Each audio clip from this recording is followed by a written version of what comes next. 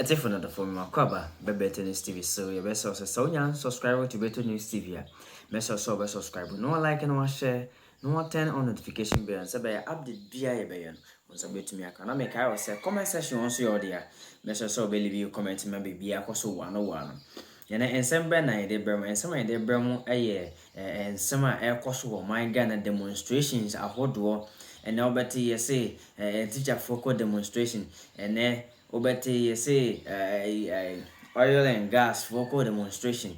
Now, when NDC, Penimpa, S. John Dramani Mahama, ex-president, ex-president John Dramani Mahama, and Sembi Atuja.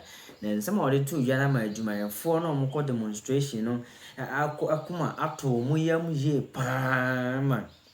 Abo papa na baso me pesa obeka me ho ne akoni akoti nsema papa no to dwa e ma adwuma efoi ene giye na me kai say hi Better News TV me so subscribe no like no share no turn on notification bell no sabe ya update bia e be no on sabet mi aka mo me nkoti emra na moni atua se dumso aba na ye hwohwe yenye yie na mebai matade mantumi anto esa se dumso kam ya nopa den de am yem hwohwe a na enye yie kura na mbabi sase yedum kan yedum no na de asiye ene se won se owura John Dramani Mahama penso dumso bi eyi ni ti na eno no na power generation no na bi ni ho enu nti opani no agina na namu e produce enough power ye betumi de Ghana akwakosi mfrishia be se aduo no ekona du asaso ene wo ye edigu ho na mokaya sabre ni mu no Yvonne Nelson ene edoma hodoa eka ho eye vigil esoso jaso bobo ene nkania ahodo e de kire se dumso ene wo hyew ekuyen e wo Ghana ha eturu Mahama wonye bibi na yebedru wo mampani na nadanko akufuado ensoso no dumso kro no ano wasaba biem na sese no enye generation ene ye problem no nemum problem e wo ho ne se akufuado enye sika mfa ma won emom produce eye anyina mahode ne mfa ma yen eno any problem a Ghana for efisi sansense mahodo no esisi ye no ene enuoma hodo no a ekoso ni nti no ama ekuo bi atena sese wo mo so eba be ye vigil ni bi ebe so bobo ni bi no mbe so kane ni bi Yvonne Nelson kro ya ka ho bi na ebra na du yanke wo se dumso vigil no etumi be hye so prosefo akokot akwaje krata e de abase wo mo ma ho kwan a enye yie e mo mo nye adentra yenko ahoma so na ye ne Henry Osei Akoto woye one of the conveners at the dumso must stop vigil yanke beba so yi ye ne kwa twenkomo yewra anwumre ye mo akwaba mejo so mini amboma amu te sai twedi ampon nyame adom boko na mo so yugo yo krata bia ye nsaka e kire se eno kwa wonsa na hyase ya e kire se ebra no amode share ho se anka yeba ababe dumso must stop vigil no matwe akwa anim ena location no nso no mo de akwa anim mo yie firi wo e de akwa babi foforo wadama e de asem na asi yo me da so mintia e wati fonya ni ahwefo ja anyway na so de woka na tisa pepe enne anopa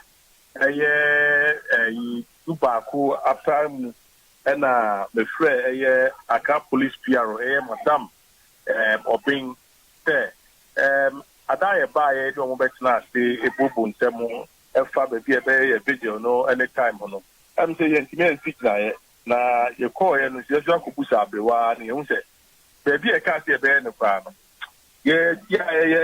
ye convenience na mini aba Yvonne Nelson ye twene ho ne si be ye tana ko be before University of Ghana on the say na kobochinku ye shia na ye nanti akosi etekwashi na ye say change date na 25th of May near the akọ 8th of June and that also working na we na me send date aka tell koma mami we dey koma ni we ya about 1 o'clock your police about 7 million by Yvonne Nelson say omako ekope application or court seeking injunction if tia baby I say di kan say kwa kwen enti won ye say na dia e bi cancel letter abremu say asesa ya adwe ye nya ade na kwa obi na de na makwa akodi we but ye hu ye na anye wawa because these are some of the things we were expecting.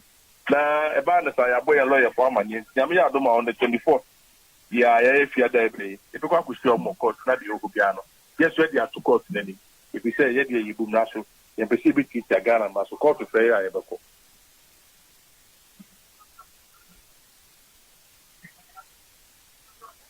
Me say, ansana mobile system location no. Na ehefa e na mo de hwehwe so say anka e ho na mpesa mo ye vigil no mo de akokoti. Yeah, say the evacuation through the Revolution Square right opposite the Flagstaff House. Oh, Revolution Square also. On here say me. Ya ye soja no. The soja no. Ana de dia na un the Rollins. Ya me fa the case dia no soja. On here say me. If you say on here and then Nana Akufo-Addo office the very anymore. And the Ghana for it to Nana Akufo-Addo be won say any update. You say first me as soon as Nana Akufo-Addo be catch Ghana for ye ni anyi ho. Say do so bia ni Ghana. Therefore a Matthew Pugu Pempo so on there enye dum so ni dum sisi. The Kenya ko say Nana Akufo-Addo any Matthew Pugu Pempo the Ghana from the adwin dia go. And then we can say anoma ka say e say anoma say na be so if you say na mo do ya say no o ma say o mo ration power no say the be ya say ade ni ho enso they say America say be fear dum like me ye do me dia no pay ye do me like the day na do mo ye say ye so de be 1 day 2 3 days be ya say oh Ghana need the say na re two o ha ni say dum ye dum no pay that say do like na man be before and it is happening all over the country now me ni abo my problem ma ye hu ni say the government has a problem with money. Omunisika, Omudekoto, Aya gas, the power, the thermal plant. That is the secret. Okay. But yet, the other yet, the understand enough of what. Oh, my, can you say one promise? Say, Yababe, that is your mother system. The one to me to swear. Oh, my, you say, that's it, you do me a canya. I don't say, that's all. Okay, I prepare your home, their boy. Okay. Until I've been on Beko Court. Yamia Duma, if you're there, they are 24. Okay, you. You're near lawyers, Beko Court. DBC, the everyone was what. Wada Roma, ye be das. If you ada, ye be bound chen ye no we be nkomo. Me damas. Yo. Adofo pani amote se ne ye no eltwe nkomo yi Owura Henry Osei Akoto na we convener edema eku a wo mo ba be dumso master vigil. Na na do de eduru ne so no ose o me yenso. Me bo abai we wo so demonstration pon and say hunti. Ba nana do so aye demonstration a che politician bia o Ghana. Wono no mfikyire demonstration crowd friend na no oba wo de crowd de patapa na wo de demonstration na IGP dan parade e dan bra na wo bone sa no momo mo kwan no mo nya demo no na dum so e ha ye wo kromu a e da asem wusro dum so video wusro ye kase dum so ba na ye omo ya won say dan parade wo be call office na dum light e bia ofie de wo generator kase wo ho ye dum crowd be so but office what dey bia na office o ya IGP ntie no ntie bia na ya ma nda bi na say omo ne na omo no na na do kra ye dum no okay so say ade no aye asa ade bi ni ho na parliament omo ho ye ahwe wo be call court hwe na ka all African games nka ananka ye dum like me de video bi to me page omo hu ye na ekọ be ye 2 million views so afa omo hu ye pehwem because on per se ye be ka se dum so omo see ye de kase bo ba kra wo mu sa manfo ehwe na wo mu share pe na omo hwem na omo active view ne so enso wo ye den dum so ho ye be ka ho asem na ye to so akonsem foforo emu Ekoya womo edin ene Ghana National Petroleum Tanker Drivers Union. Womo na ekase. Wose womo ate atwea. Atwea na womo ate no wonimu da. Womo besaba abehye adwuma senti womo adwumade ena womo di egu fam. Ade womo se womo asetene mu enye. O se wo emfem mienu ne aduonu miensa November obubobusume emu. Womo ne empenfo eko enhyehyeye mu ya tasentiase apam bi eko so efa womo asetene mu nanso besi ne bibia ni wo ya kire se womo de san hyehyeye no aye adwuma ne senti womo entumi ento adwuma ye so kosi se mpenefo ebeti womo asem na waye ediama omum pani abede kire de Ghana National Petroleum Tanker Union Tanker Drivers Union eye Sunday alabi wone power kasebo kasai e de fansem yi Banka concerns ya Omama ya committee all the stakeholders ya committee ya framework ya salary ni condition of service aka MPA board no normal signing omuna mantia omun sign framework no enter say side ya the fidie ni na beto o just almost sign framework no approve and sana the board no approve entimi endi mu the choice the board no approve substantial benyane say amanfo ntimi nya mfango na odi ayidi medjuma pepe and the we are say enko ntino say about say on share na board no on na power board no on share board no na on sign na social bond ya edeba on my mono na ya tme ye or how na eti when penia bedieche edema Ghana National Petroleum Tanker Drivers Union Sunday alabi ena yetenenka adia ba ko a eku Ghana for pa e wo krom ha petrol na petrol no efri eda NPP eyo madwen se wo mo eba power no President Akufo-Addo ene Dr. Mamadu Bawumia ejina petrol so ede ye campaign ahodo e wo Ghana ha etre se petrol e wo soro sabre no na petrol gallon baako eye 14 cedis 20 pesos ena owura John Dramani Mahama ujana ho ansa na obeja 14 cedis 20 pesos wabra na ye campaign no na ye 1380 13 cedis 80 pesos ena kodru 14 cedis 20 pesos eno kra no na ye akese no etese gwa omone sha omone na sefo ena na price no edru sa na ba bi kra no eton 1350 1360 yana eye petrol gallon baako ne bo wabra owura John Dramani Mahama efri ho ye o mampani na nadodan kwa Akufo-Addo ene ba womia eba befa ba nwa no edi so no omo kire Ghana fo nya se ye woto bi mu a efre ne news and taxes na eno ena ma petrol bo apagya ya epa ye ho a ye hunu yasem na omo de omo ba petrol bo ebe ko from mokai a na nado call Santa Maria no o se an mo se boba mo nto aba ma me kwa me ba beti petrol so okoduru ha efe petrol bo kwa na ekosoro eti ni obi anim se na nado ye ne ba wo bayi petrol bo ebeba fom wo man pani ba ye ba beduru ya eto a wasesa gu so no se woni na busuafo na echadi o so mo ye ndenye obi enim na eno ena ama ekua efre Africa Center for Energy Policy ESEP for ede ababetu dwase eto no a ede da petrol bo so no edo so dodo na petrol bo bia nso kosoro a enya me a bitwi trotro ana me a mitwi taxi ana ebo no ebeka me demom eye wuti mamuni a utu fie no wo na beka ho esa se bekoto ne yatomu a lorry fare no mesumetum metumu a wo a oba befro no wo na beka ho emfa me ho enuoma wo mampani na nadan kwa Akufo-Addo eto a wodi aguso no emfaso eni so no bi baako eye energy fund levy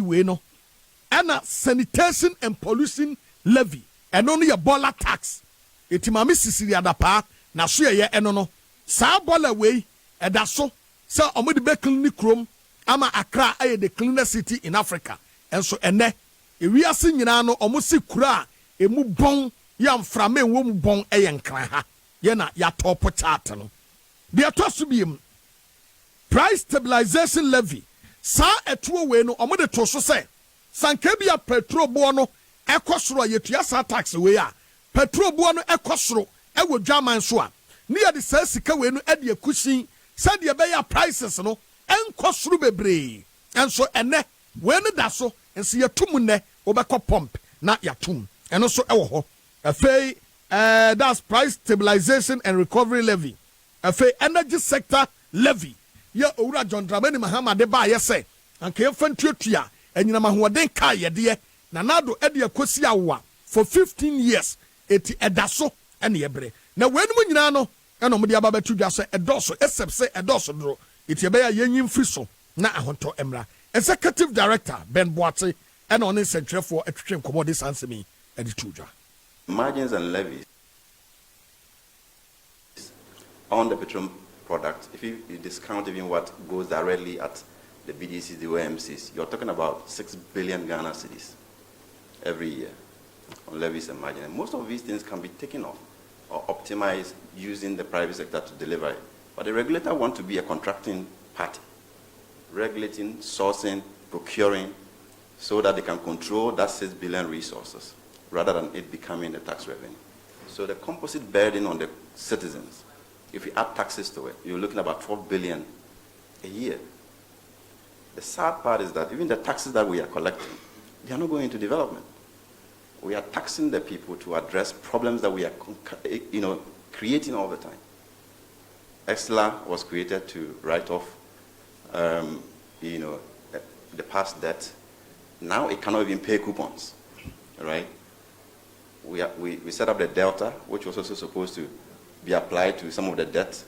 It also cannot do anything. And we keep creating more levies and charges on the same product that is supposed to run the economy. And I think it gets pretty frustrating, and we need to address that. If it was genuine tax revenue that is going to development, you can then align it, even if you want to do railway infrastructure, to be able to lessen the burden of the people. You know that you are taxing them for development. And we are taxing the people for such waste. And I think we need to critically look at it and address it. And I think MPA needs to be reformed if the downstream sector would work. It needs to be reformed. It has to stay a regulator and not just piling levies and margins on people. It costs more to move products to our tanks than how much we spent on social infrastructure. Way executive director Ben Boate Emma Esep.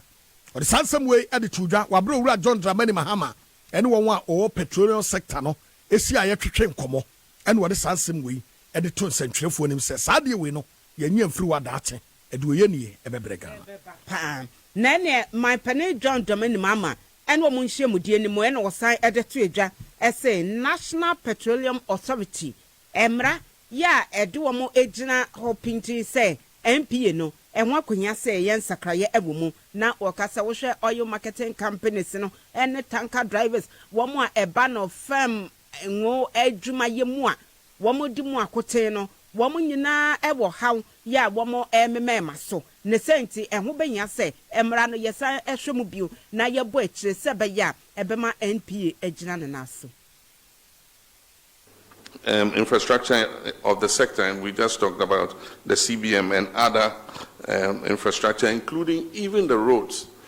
But I remember that there was a promise that the Tema Oil Refinery Road and some of the roads in the enclave were going to be done. So I'm surprised that you're complaining about those same roads today, because a few months ago, it became a major issue. The tanker drivers and others got angry and did some demonstration on the roads, and a promise was made that the roads will be done. And my assumption is that those roads had been taken care of.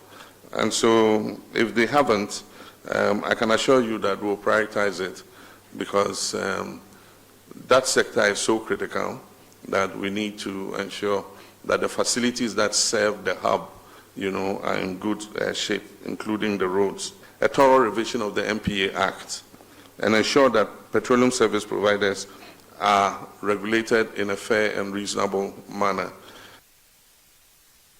Na enwachi and worker say, bibi to say bulk oil storage and distribution bust. Wamo edwumadi saying, esase yesan ehwemu biosasa na saying nipa bi akansam e wo mo edwumadi hu nti wo say NDC aban ye besa ba bio boss wo be hwe mo dwumadi. BOST was set up to hold the nation's strategic stock. And I remember that in the beginning, BOST had no Lekan. It was in our time that we gave BOST Lekan for the first time. And we did that for good reason, because if they were keeping the strategic stock, they needed a Lekan to bring in their products to refresh the stock. And so we agreed that they should. I'm surprised to hear that BOST is being given 50% of the Lekans and giving more dominance in terms of bringing in products than, the BDCs and the other companies. So it's something that we can look at, BOST expanding its influence beyond what its primary mandate initially was. It's something that we can look at together. when my penny papa bi Ghana my penny fiampi mienu ne aduonu enum ya kyese wonam kwan so eba na tikosi obi enum onfa na konwa na nante onware wo wiem bema papa bi John Dramani Mahama na yete nkan enra edom kuma ewo mra se badwafie efrens ntwerefo no wo atwetwe nkomo adefa ekwanya NPP amanyoko no enam so a wode Ghana prosi adwuma soja adwuma fire immigration custom and prison service at the Adani NPP recruitment center. Now the woman say etomre bia prosi adwuma no ebeduru so no. One tere the obetian say me ko prosi aba. Hey. Na da be ne ye bo dawuro kan no so de. Ye de kan ebo dawuro e wo dawbo woman ni nyina mu say. Ebra na duru so o wa opese udi prosi adwuma no. Brai na so be so ahode hwe. Na obia asori obi opebi adie bia no ena wote wasa so peprosi akọ ye obeti an say yesi man bi ye frɛ the protocol wasese ni nyina wonte hwe de obehu an say nyenge sei enka ka prosi adwuma ni mu no obi te sa ba ase one mframa bɔ no obehu atɔ obekɔ no ogina kwan ho da ban ya yesi ye frɛ no ana no abrewa bi a na yeso obudumbura mu NPP ni maame abrewa bi you anya be 50 years. You the amount retirement package. So omedi prosin kakra no fan kwagena home. Emwa.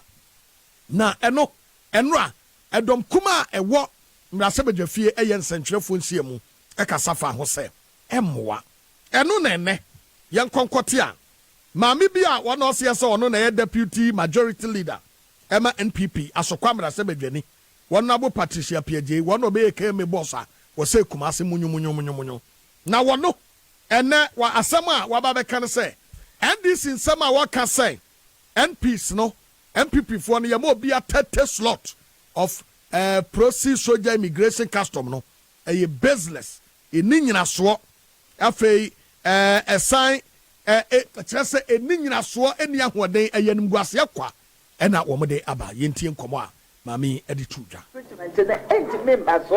if you say I am a fool, my conditionality said my yet any employment recruitment.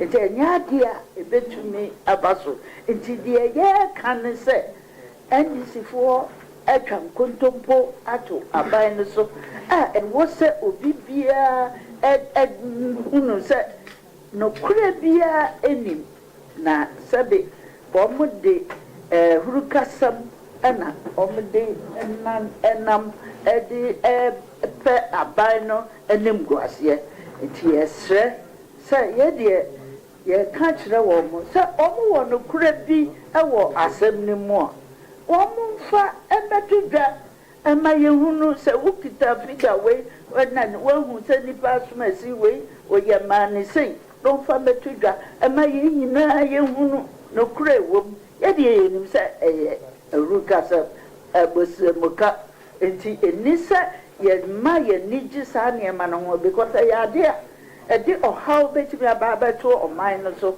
I'm more mine security cry I shaking because I do my beer nipa bebre and new waswa como a pese or more and subeko movie into yen sa na I to say will be a coche baby a casama anymore.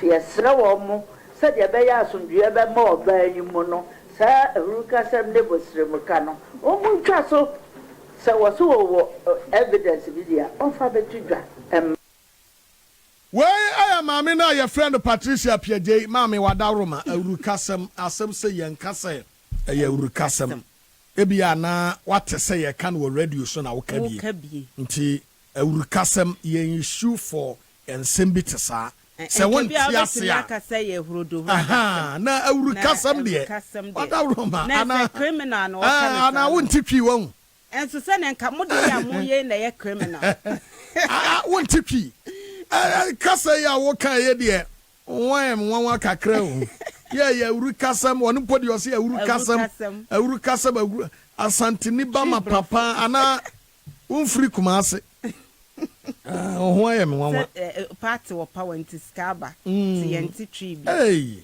Rukasam But you can't Urukasam and yeah, Urukasam. And even Grano, Ano, you use Urukasam. And then I'm so why you're not quite Kakradama, or Babrewa.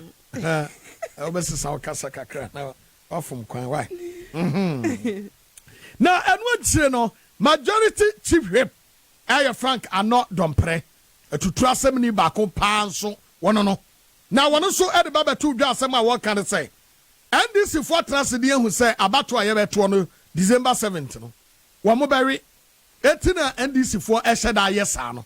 Now, my dear, the Omo canning in Ano a bomb could do on Omunifo, oh baby. Cannot advertise when you are not ready to recruit. The advertisement, before you come out to advertise, then you must have put your house in order.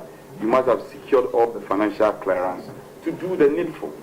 And as we are told, and as able deputy leader said, that, as we do know, is in the domain of the Ministry of the Interior Ministry. So I don't know if we were amazed.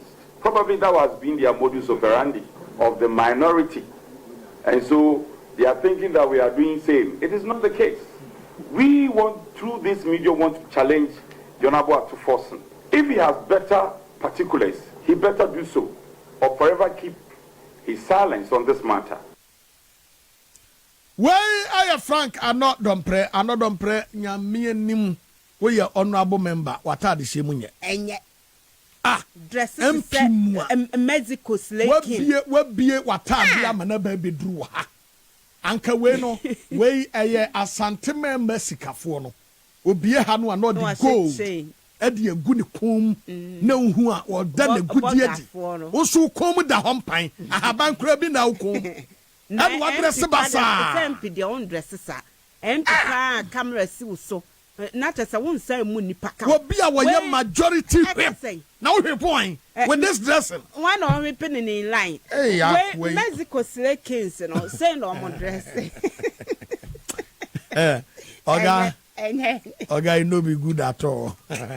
Dressing for them. Bread, you are honorable. Dressing way there. Frank, I know them precray. As I at was to be him say. A bienwa, you bet to me a advert bia. Ya may advert bia me kasa press formula. Adiamuno, yan ya address here before be. Now then I was here quite one advert. And also, what you say. This election will be prosecuted on facts and figures. We know, psychologically we know, that they know they are down. Knowing that they are down, they will be throwing tantrums and be just muddying the waters and putting all sorts of wild allegations out there. Thankfully, we have the ranking member on Defense and Interior, the Honorable Agaga, is on that committee. Granted that Atuforsen has not been briefed properly. Is it the case that the ranking member is also not aware? Frank, another prayer, majority whip, and the Atanka. Name to Omuna, young who call police name military in the account and we free. No, idea much you, and no idea. Most say almost forms in the past, there's a backlog and a more clear. That's a mobile, you know, I think the first year, no, yes, 2017, and no more forms.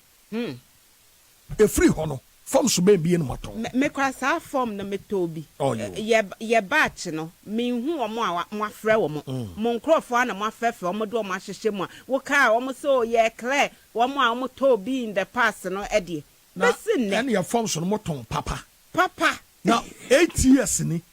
What are so clear 2017, the Eddie, and your forms are more clay, motor yeni. Wow.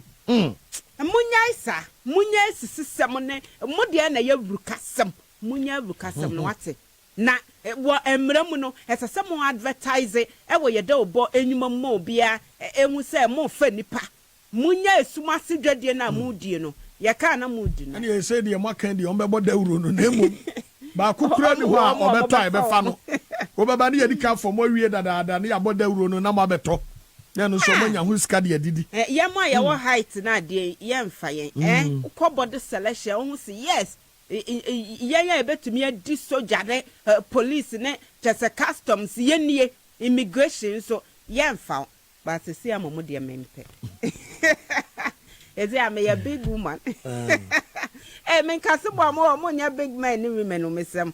Na yet was a call and some for a moon. So I was share in Yanni, any Kujuma and some eso, where ye a bit of him Russia Jenny, Dr. Brian a champon, and I was there to just say, Evia sepa dear, say nipa and quasoy nipa ya.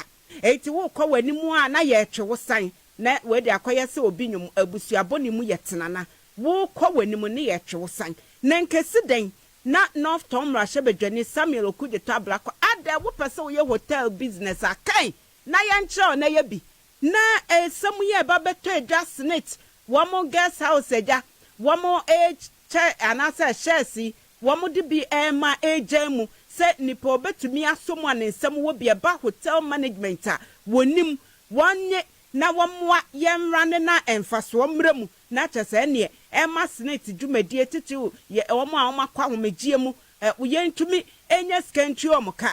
Na okude toshan sama wana mochire. Ekeka Dr. Brian Champo so was slow okude tabla queen eba no sa Rock City ne ho nsam ya yini din firi mu san so na yi Rock City so edin efiri sa ensensem ya abai mu ne ne wo kan enye nokre ya wode nam ebo ho de brochire amansen woni nsemtwefo etwetwe enkomo no ene wo kyese wadi okude tabla kwa ho ya papa sa se wo yemra hye bedwani woni mumra ho nsam ne wo kan woni musa no kure ni muso wuguso a wo kan eti wo say sa suban we no enkyere Ghana ni suban sa Ghana fo de yen no se obi ko nanim ye boa no mane frudua pasa se de ofrudua pa ne ye pia no na emomu enye se wo be tena ekyire na wo puli ne down sa suban no enye eti wo say okude tabra kwa wonyan sa ensem na wo keka fa wo no Dr. Bana Champo ho ene Rock City Hotel ho a wonim nso say no krebia enim no yentie no. First of all, we have succeeded in pooling the data of all 275 members of parliament who own shares in companies in Ghana. And they are way more than the 47 that you are talking about. I'm talking about those who have certificates. Because the issue is about it's not about beneficial owner or shareholder. Beneficial owner simply means shareholder. Owning shares in Rock City, MTN, Unilever, Fan Milk. If you own shares in this company, you don't go to Speaker for permission to own shares in this company. If you are a non-executive director of a company, you don't go to the Speaker to seek permission to be able to do that. In the case of Rock City, I am a shareholder, 100% shareholder, and I was shareholder of this company before I became a minister. And in Ghana, those who know Rock City knows that it belongs to Brian Champo. And I am not I'm not occupying an office for profit in Rock City. If you go to Registrar General, the forms ask for 2 directors. I am one director and another person. But in the functional role that I will receive emoluments or occupy an office for profit in the organization, or my activities in the organization will prevent me from doing my work in parliament or as a minister, does not come in. So being a director, as per Registrar General's documentation, and functioning as a non-executive director in the functional role are 2 different things. So, Sami, you don't, and I have all the list of the NDC MPs who own shares in companies but don't have certificate from the Speaker because of their... Oh, it was say Samuel could a tabla kwaja, why ya samona, wo yeno, and yes, Annie yeno, why wouldn't a quiet fussy and way a bit of him Russia Jenny, one no, and a yaswa for share in Yanni Kudman some so. Dr. Brian Champo, no money, Yenny animal, Joy FM, and Aging Common and Nona. Honorable could the tabla kwa one also eka say, Anne, as someone Brian Champo walking, a so well when must a quiet anke say, o faso, a yen to a so one for quite person. Mo pese mo raise capital. Minia, talk to the finance expert. O pese will raise capital. There are so many options available to you. You can even list on the Ghana Stock Exchange. You can sell shares. There are so many options. Adentina or choose this particular option. And if you look at the process, almost skew the entire process for Rock City Hotel, which belongs to the Honorable Brian Champo. And why do I say so? Many Ghanaians haven't heard say Ansana Snake beton these 6 hotels to Honorable Brian Champon. 2 years ago, 2022, Snake tore one of their hotels in Kumasi to the Honorable Brian Champon. And I have put out those details. I put it out over the weekend. Kumasi Catering Services, which is now known as the Grand Regency Hotel. Unim said 2022, they sold it to the Honorable Brian Champon's Rock City. If you follow that transaction, and I have published the minutes of negotiations, the then Deputy Director General, Mr. Kofi Osafumafu, Onono Chair, meeting. Eti when a North Tom Rashebe Jenny could you tabra quan yet in Ghana for being so eche omadwene e was snakes anamo tue ho say omo e hotels e 9 womo eja emu shares e de ama